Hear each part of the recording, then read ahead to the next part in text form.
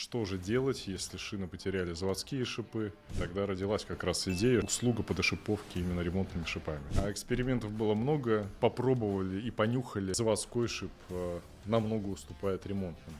Ну, прежде всего для автомобилиста выгода с финансовой точки зрения. Представьте, 37 тысяч экономии. С каждым годом доверие к нам растет, приспособление, да, удобное для дошиповки в домашних условиях. А полимер, разработанный со специальным составом, который это отверстие заполняет, действительно это эффективно, это работает, это безопасно.